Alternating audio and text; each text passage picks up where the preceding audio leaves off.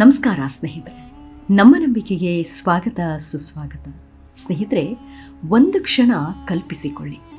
ಸಾವಿರಾರು ವರ್ಷಗಳ ಹಿಂದೆ ಹಿಮಾಲಯದ ಗುಹೆಯೊಂದರಲ್ಲಿ ಒಬ್ಬ ಮಹಾಯೋಗಿ ಧ್ಯಾನದಲ್ಲಿ ಲೀನನಾಗಿದ್ದಾನೆ. ಏಕಾಏಕಿ ಅವನ ದೇಹ ಗಾಳಿಯಂತೆ ಹಗುರವಾಗುತ್ತದೆ. ಕ್ಷಣಾರ್ಧದಲ್ಲಿ ಪರ್ವತವನ್ನ ದಾಟುತ್ತಾನೆ. ತನ್ನ ದೇಹವನ್ನ ಇರುವೆಯಷ್ಟು ಚಿಕ್ಕದಾಗಿಸಿಕೊಳ್ಳುತ್ತಾನೆ. ಮತ್ತೊಂದು ಕ್ಷಣದಲ್ಲಿ ಬ್ರಹ್ಮಾಂಡದಷ್ಟು ವಿಶಾಲನಾಗುತ್ತಾನೆ. ಈ ಒಂದು ವಿಸ್ಮಯ ಕೇವಲ ಪುರಾಣದ ಕಥೆ ಅಥವಾ ನಿಜವಾಗಿಯೂ ಇಂತಹ ಶಕ್ತಿಗಳು ಅಸ್ತಿತ್ವದಲ್ಲಿದೆಯಾ ಅನ್ನೋದಕ್ಕೆ ಉತ್ತರ ವೇದಗಳು, ಉಪನಿಷತ್ತುಗಳು, ಯೋಗಶಾಸ್ತ್ರಗಳು ಮತ್ತು ಪುರಾಣಗಳಲ್ಲಿ ಉಲ್ಲೇಖವಾಗಿರುವ ಅಷ್ಟಸಿದ್ಧಿಗಳು ಇಂದಿಗೂ ಜಗತ್ತಿನ ಅತಿ ದೊಡ್ಡ ರಹಸ್ಯಗಳಲ್ಲಿ ಒಂದಾಗಿವೆ. ಈ ಅದ್ಭುತ ಶಕ್ತಿಗಳು ಯಾರಿಗೆ ದೊರೆಯುತ್ತವೆ? ದೇವತೆಗಳಿಗೆ ಮಾತ್ರವಾ ಅಥವಾ ಸಾಮಾನ್ಯ ಮನುಷ್ಯನು ತಪಸ್ಸು ಮತ್ತು ಯೋಗ ಸಾಧನೆಯ ಮೂಲಕ ಇವುಗಳನ್ನ ಪಡೆಯಬಹುದಾ? ಈ ಸಿದ್ಧಿಗಳನ್ನ ಪಡೆದವರು ಯಾರು ಮತ್ತು ಇವು ಆಶೀರ್ವಾದವಾ ಅಥವಾ ಪರೀಕ್ಷೆಯ? ಅದೆಲ್ಲದರ ನಿಗೂಢ ರಹಸ್ಯವೇನು ಅನ್ನೋದನ್ನ ಈ ಸಂಚಿಕೆಯಲ್ಲಿ ಹೇಳ್ತಾ ಹೋಗ್ತೀನಿ. ಅದಕ್ಕೂ ಮುನ್ನ ನಮ್ಮ ನಂಬಿಕೆಗೆ ನಿಮ್ಮ ಬೆಂಬಲವಿರಲಿ. ಎಲ್ಲಾ ವಿಧದ ತ್ವಚೆಯ ಸಮಸ್ಯೆಗಳಿಗೆ ಧೀಮಹಿ ಪ್ರಾಡಕ್ಟ್ ರಾಮಬಾಣದಂತೆ ಕೆಲಸ ಮಾಡುತ್ತೆ. ಕೇವಲ 3 ದಿನದಲ್ಲೇ ವ್ಯತ್ಯಾಸ ನೋಡ್ತೀರಾ. ಯಾವುದೇ ಅಡ್ಡ ಪರಿಣಾಮಗಳಿಲ್ಲ. ಕೆಮಿಕಲ್ ರಹಿತವಾದ 16 ನೈಸರ್ಗಿಕ ಪದಾರ್ಥಗಳ ಮಿಶ್ರಣದಿಂದ ತಯಾರಾದ 100% ಆರ್ಗ್ಯಾನಿಕ್ ಧೀಮಹಿ ಪ್ರಾಡಕ್ಟ್. ಹೆಚ್ಚಿನ ಮಾಹಿತಿಗಾಗಿ ಕೆಳಕಂಡ ದೂರವಾಣಿಗೆ ಸಂಪರ್ಕಿಸಿ. ಸ್ನೇಹಿತರೆ, ಅಷ್ಟಸಿದ್ಧಿ ಪದದ ಅರ್ಥ ಅಷ್ಟ ಎಂದರೆ 8, ಸಿದ್ಧಿ ಎಂದರೆ ಅಸಾಮಾನ್ಯ ಆಧ್ಯಾತ್ಮಿಕ ಸಾಮರ್ಥ್ಯ ಅಥವಾ ದೈವಿಕ ಶಕ್ತಿ. ಯೋಗ ಸಾಧನೆಯ ಅತ್ಯುನ್ನತ ಹಂತದಲ್ಲಿ ಮನಸ್ಸು, ಪ್ರಾಣಶಕ್ತಿ ಮತ್ತು ಚೇತನದ ಮೇಲೆ ಸಂಪೂರ್ಣ ಹಿಡಿತ ಸಾಧಿಸಿದ ಕೆಲವು ಮಹಾಯೋಗಿಗಳಿಗೆ ಈ ಸಿದ್ಧಿಗಳು ದೊರೆಯುತ್ತವೆ ಎಂದು ಯೋಗಶಾಸ್ತ್ರ, ಪುರಾಣಗಳು ಮತ್ತು ಭಕ್ತಿ ಸಾಹಿತ್ಯಗಳು ಉಲ್ಲೇಖಿಸುತ್ತವೆ. ಆದರೆ ಮಹರ್ಷಿಗಳು ಒಂದು ಪ್ರಮುಖ ಎಚ್ಚರಿಕೆಯನ್ನ ನೀಡುತ್ತಾರೆ. ಸಿದ್ಧಗಳು ಯೋಗದ ಅಂತಿಮ ಗುರಿಯಲ್ಲ, ಅವು ಸಾಧನೆಯ ಮಧ್ಯೆ ಕಾಣಿಸಿಕೊಳ್ಳುವ ಉಪಫಲಗಳು ಮಾತ್ರ. ನಿಜವಾದ ಗುರಿ ಆತ್ಮ ಸಾಕ್ಷಾತ್ಕಾರ ಮತ್ತು ಪರಮಾತ್ಮನ ಅನುಭವ. ಅಷ್ಟಸಿದ್ಧಿಗಳು ಯಾರಿಗೂ ಕೂಡ ಸುಲಭವಾಗಿ ಸಿಗುವುದಿಲ್ಲ. ಇವುಗಳನ್ನ ಪಡೆಯಲು ದೀರ್ಘಕಾಲದ ತಪಸ್ಸು, ಯಮ ನಿಯಮಗಳ ಪಾಲನೆ, ಇಂದ್ರಿಯ ನಿಗ್ರಹ, ಧ್ಯಾನ ಮತ್ತು ಸಮಾಧಿ, ಹಾಗೆ ಸಂಪೂರ್ಣ ಗುರುಕೃಪೆ, ಅಹಂಕಾರರಹಿತ ಜೀವನ ಮತ್ತು ದೇವರ ಅನುಗ್ರಹ ಬೇಕು. ಯೋಗಶಾಸ್ತ್ರದ ಪ್ರಕಾರ ಮನಸ್ಸಿನ ಅಲೆಗಳು ಸಂಪೂರ್ಣ ಶಾಂತವಾದಾಗ ಸಾಧಕನಲ್ಲಿ ಅಸಾಮಾನ್ಯ ಅನುಭವಗಳು ಕಾಣಿಸಿಕೊಳ್ಳುತ್ತವೆ. ಮೊದಲನೆಯದ್ದು ಅಣಿಮಾ ಸಿದ್ಧಿ. ಅಣಿಮಾ ಎಂದರೆ ತನ್ನ ದೇಹವನ್ನ ಅಣುವಿಗಿಂತಲೂ ಸೂಕ್ಷ್ಮವಾಗಿ ಪರಿವರ್ತಿಸಿಕೊಳ್ಳುವ ಶಕ್ತಿ. ಈ ಸಿದ್ಧಿಯ ಮೂಲಕ ಯಾವುದೇ ವಸ್ತುವಿನ ಒಳಗೆ ಪ್ರವೇಶಿಸುವ ಸಾಮರ್ಥ್ಯವಿದೆ ಎಂದು ಪುರಾಣಗಳಲ್ಲಿ ವರ್ಣಿಸಲಾಗಿದೆ. ಉದಾಹರಣೆಗೆ, ಹನುಮಂತ ಲಂಕೆಗೆ ಪ್ರವೇಶಿಸುವಾಗ ಅತಿ ಸಣ್ಣ ರೂಪ ಧರಿಸಿದ ಪ್ರಸಂಗವನ್ನ ಈ ಸಿದ್ಧಿಯ ಉದಾಹರಣೆಯಾಗಿ ಅನೇಕ ಭಕ್ತರು ಉಲ್ಲೇಖಿಸುತ್ತಾರೆ. ಇದನ್ನು ಅನೇಕ ಆಧ್ಯಾತ್ಮಿಕ ಪಂಡಿತರು ಸಂಕೇತಾತ್ಮಕವಾಗಿಯೂ ವ್ಯಾಖ್ಯಾನಿಸುತ್ತಾರೆ. ಅಹಂಕಾರವನ್ನ ಅಣುವಿನಷ್ಟು ಚಿಕ್ಕದಾಗಿಸಿಕೊಳ್ಳುವುದು. ಇನ್ನು ಎರಡನೆಯದು ಮಹಿಮಾ ಸಿದ್ಧಿ. ಮಹಿಮಾ ಎಂದರೆ ತನ್ನ ಅಸ್ತಿತ್ವವನ್ನ ಅಪಾರವಾಗಿ ವಿಸ್ತರಿಸಿಕೊಳ್ಳುವ ಶಕ್ತಿ. ಪುರಾಣಗಳಲ್ಲಿ ಈ ಶಕ್ತಿಯಿಂದ ಬ್ರಹ್ಮಾಂಡದಷ್ಟು ದೊಡ್ಡ ರೂಪವನ್ನ ಧರಿಸಬಹುದು ಎಂದು ಹೇಳಲಾಗಿದೆ. ಉದಾಹರಣೆಗೆ, ಹನುಮಂತ ಸಮುದ್ರ ದಾಟುವ ಮುನ್ನ ತನ್ನ ದೇಹವನ್ನ ವಿಶಾಲಗೊಳಿಸಿದ ಪ್ರಸಂಗ ಇದಕ್ಕೆ ಪ್ರಸಿದ್ಧ ಉದಾಹರಣೆ. ಇನ್ನು ಮೂರನೆಯದ್ದು ಲಘಿಮಾ ಸಿದ್ಧಿ. ಲಘಿಮಾ ಎಂದರೆ ದೇಹವನ್ನ ಅತ್ಯಂತ ಹಗುರವಾಗಿಸಿಕೊಳ್ಳುವುದು. ಈ ಶಕ್ತಿಯಿಂದ ಗಾಳಿಯಲ್ಲಿ ಸಂಚರಿಸುವುದು ಅಥವಾ ಭೂಮಿಯ ಆಕರ್ಷಣೆಯನ್ನ ಮೀರುವ ಸಾಮರ್ಥ್ಯದೆ ಎಂದು ಯೋಗ ಗ್ರಂಥಗಳು ಹೇಳುತ್ತವೆ. ಆಧ್ಯಾತ್ಮಿಕವಾಗಿ ಇದು ಮನಸ್ಸಿನ ಭಾರ, ಆಸೆ ಮತ್ತು ಅಹಂಕಾರವನ್ನ ತ್ಯಜಿಸುವ ಸಂಕೇತವಾಗಿಯೂ ಅರ್ಥೈಸಲಾಗುತ್ತದೆ. ಇನ್ನು ನಾಲ್ಕನೆಯದ್ದು ಗರಿಮಾ ಸಿದ್ಧಿ. ಗರಿಮಾ ಎಂದರೆ ದೇಹವನ್ನು ಅತ್ಯಂತ ಭಾರವಾಗಿಸಿಕೊಳ್ಳುವ ಶಕ್ತಿ. ಯಾರಿಂದಲೂ ಅಲುಗಾಡಿಸದ ಸ್ಥಿತಿಯನ್ನ ಪಡೆಯಬಹುದು ಎಂದು ವರ್ಣಿಸಲಾಗಿದೆ. ಇದು ಸ್ಥಿರಚಿತ್ತತೆ ಮತ್ತು ಅಚಲ ಆತ್ಮವಿಶ್ವಾಸದ ಸಂಕೇತವೂ ಆಗಿದೆ. ಇನ್ನು ಐದನೆಯದ್ದು ಪ್ರಾಪ್ತಿ ಸಿದ್ಧಿ. ಪ್ರಾಪ್ತಿ ಎಂದರೆ ಬಯಸಿದ ವಸ್ತು ಅಥವಾ ಸ್ಥಳವನ್ನ ತಲುಪುವ ಸಾಮರ್ಥ್ಯ. ಪುರಾಣಗಳಲ್ಲಿ ಈ ಶಕ್ತಿಯಿಂದ ದೂರದ ವಸ್ತುಗಳನ್ನ ಪಡೆಯಬಹುದು ಎನ್ನಲಾಗಿದೆ. ಇದನ್ನು ಕೆಲವು ಯೋಗ ಪಂಡಿತರು ಆಂತರಿಕ ಜ್ಞಾನವನ್ನ ಕ್ಷಿಪ್ರವಾಗಿ ಪಡೆಯುವ ಸಾಮರ್ಥ್ಯದ ರೂಪಕವಾಗಿಯೂ ವಿವರಿಸುತ್ತಾರೆ. ಇನ್ನು ಆರನೆಯದ್ದು ಪ್ರಾಕಾಮ್ಯ ಸಿದ್ಧಿ. ಅಂದ್ರೆ ಯಾವುದೇ ಧಾರ್ಮಿಕ ಮತ್ತು ಶುದ್ಧ ಸಂಕಲ್ಪವನ್ನ ನೆರವೇರಿಸುವ ಸಾಮರ್ಥ್ಯವೇ ಪ್ರಾಕಾಮ್ಯ.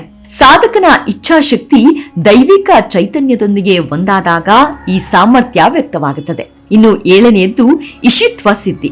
ಇದು ಅತ್ಯಂತ ಉನ್ನತ ಸಿದ್ಧಿಗಳಲ್ಲೊಂದು. ಪ್ರಕೃತಿಯ ಶಕ್ತಿಗಳ ಮೇಲೆ ನಿಯಂತ್ರಣ ಸಾಧಿಸುವ ಸಾಮರ್ಥ್ಯ ಎಂದು ಪುರಾಣಗಳಲ್ಲಿ ವರ್ಣಿಸಲಾಗಿದೆ. ಆದರೆ ಈ ಶಕ್ತಿ ಸಂಪೂರ್ಣವಾಗಿ ದೈವಾನುಗ್ರಹಕ್ಕೆ ಒಳಪಟ್ಟಿದ್ದೇ ಹೊರತು ಸಾಮಾನ್ಯ ಸಾಧಕನ ಪ್ರದರ್ಶನಕ್ಕಾಗಿ ಅಲ್ಲ ಎಂದು ಆಚಾರ್ಯರು ಹೇಳುತ್ತಾರೆ. ಇನ್ನು ಎಂಟನೆಯದ್ದು ವಶಿತ್ವ ಸಿದ್ಧಿ. ವಶಿತ್ವ ಎಂದರೆ ತನ್ನ ಮನಸ್ಸು, ಇಂದ್ರಿಯಗಳು ಮತ್ತು ಆಸೆಗಳನ್ನ ಸಂಪೂರ್ಣ ನಿಯಂತ್ರಣದಲ್ಲಿಡುವುದು. ಜನಪ್ರಿಯವಾಗಿ ಇದನ್ನು ಇತರರನ್ನು ವಶಪಡಿಸಿಕೊಳ್ಳುವ ಶಕ್ತಿ ಎಂದು ಹೇಳಲಾಗುತ್ತಾದರೂ ಯೋಗಶಾಸ್ತ್ರದಲ್ಲಿ ಇದರ ಆಳವಾದ ಅರ್ಥ ಸ್ವತಃ ತನ್ನನ್ನೇ ಜಯಿಸುವ ಸಾಮರ್ಥ್ಯ.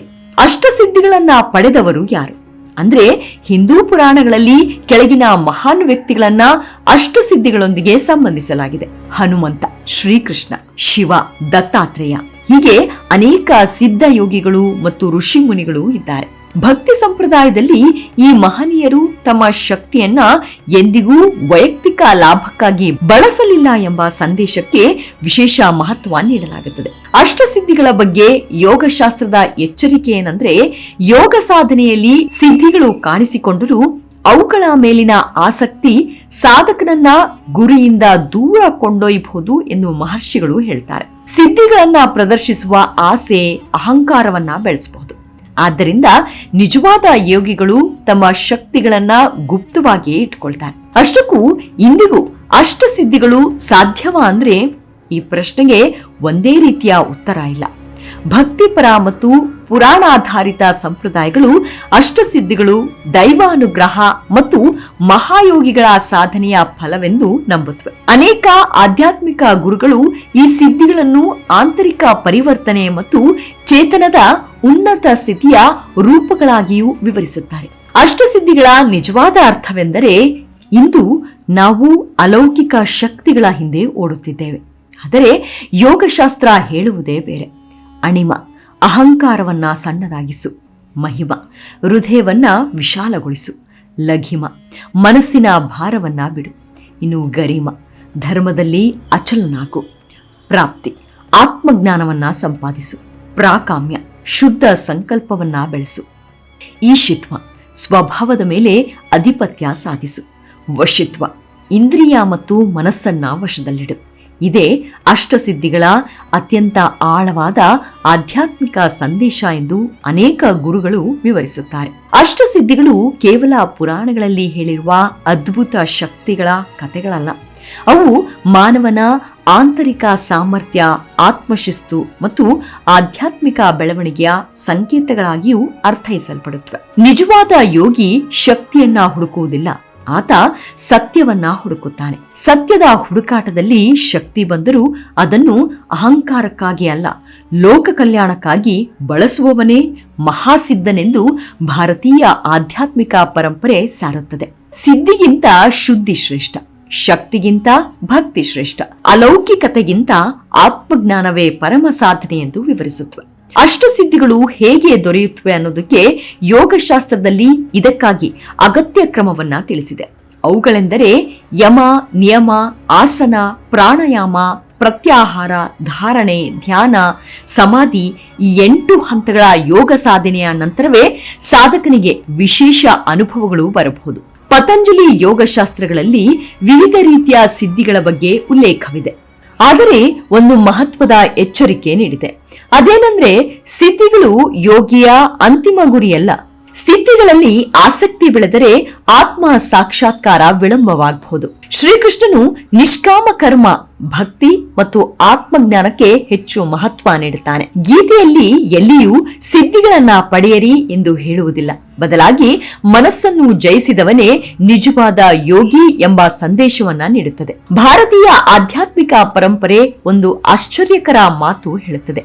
ಸಿದ್ಧಿಗಳಿಗಿಂತ ಶುದ್ಧಿ ದೊಡ್ಡದು, ಶುದ್ಧಿಗಿಂತ ಭಕ್ತಿ ದೊಡ್ಡದು, ಭಕ್ತಿಗಿಂತ ಆತ್ಮಜ್ಞಾನ ದೊಡ್ಡದು, ಆತ್ಮಜ್ಞಾನಕ್ಕಿಂತ ಪರಮಾತ್ಮನ ಅನುಭವವೇ ಪರಮ ಗುರಿ. ಇಂದಿನ ಕಾಲದಲ್ಲಿ ಅಷ್ಟಸಿದ್ಧಿಗಳು ಸಾಧ್ಯವಾ ಅಂದ್ರೆ ಈ ಪ್ರಶ್ನೆಗೆ 2 ದೃಷ್ಟಿಕೋನಗಳಿವೆ.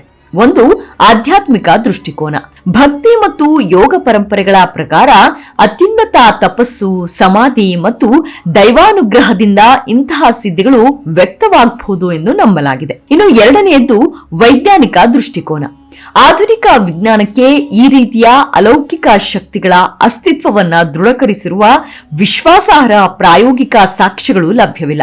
ಆದ್ದರಿಂದ ವಿಜ್ಞಾನವು ಇವುಗಳನ್ನ ಸಾಬೀತಾದ ವಸ್ತುಗಳೆಂದು ಒಪ್ಪಿಕೊಂಡಿಲ್ಲ. ಅಷ್ಟಸಿದ್ಧಿಗಳು ಭಾರತೀಯ ಆಧ್ಯಾತ್ಮಿಕ ಪರಂಪರೆಯಲ್ಲಿ ಆಳವಾದ ಸ್ಥಾನವನ್ನ ಹೊಂದಿವೆ. ಪುರಾಣಗಳು ಅವುಗಳನ್ನ ದೈವಿಕ ಶಕ್ತಿಗಳಾಗಿ ವರ್ಣಿಸಿದೆ. ಯೋಗಶಾಸ್ತ್ರ ಅವುಗಳನ್ನ ಸಾಧನೆಯ ಉಪಫಲಗಳೆಂದು ಹೇಳುತ್ತದೆ. ಇಂದಿನ ಕಾಲದಲ್ಲಿ ಇವುಗಳನ್ನು ಕೆಲವರು ನೈಜ ಅಲೌಕಿಕ ಸಾಮರ್ಥ್ಯಗಳೆಂದು ನಂಬಿದ್ರೆ, ಇನ್ನೂ ಹಲವರು ಅವುಗಳನ್ನ ಮಾನವನ ಆಂತರಿಕ ಪರಿವರ್ತನೆ ಮತ್ತು ಆತ್ಮ ವಿಕಾಸನದ ಸಂಕೇತಗಳಾಗಿ ಅರ್ಥೈಸುತ್ತಾರೆ. ಎರಡೂ ದೃಷ್ಟಿಕೋನಗಳನ್ನ ಗೌರವಿಸುವುದು ಮುಖ್ಯ. ಅಂತಿಮವಾಗಿ ಎಲ್ಲಾ ಮಹಾಗ್ರಂಥಗಳು ಒಂದೇ ಸಂದೇಶವನ್ನ ನೀಡುತ್ತವೆ. ನಿಜವಾದ ಸಿದ್ಧಿ ಎಂದರೆ ಹೊರಗಿನ ಶಕ್ತಿಯಲ್ಲ, ಒಳಗಿನ ಆತ್ಮಜ್ಞಾನ ಮತ್ತು ಧರ್ಮನಿಷ್ಠ ಜೀವನ. ಇವಿಷ್ಟು ಅಷ್ಟಸಿದ್ಧಿಗಳ ಕುರಿತಾದ ಸಣ್ಣದಾದ ಮಾಹಿತಿ. ಮುಂದಿನ ಸಂಚಿಕೆಯಲ್ಲಿ ಮತ್ತೆ ಸಿಗೋಣ. ಅಲ್ಲಿಯವರೆಗೂ ನಿಮ್ಮ ಆರೋಗ್ಯದ ಕಡೆ ಗಮನವಿರಲಿ. Take care. ನಮಸ್ಕಾರ.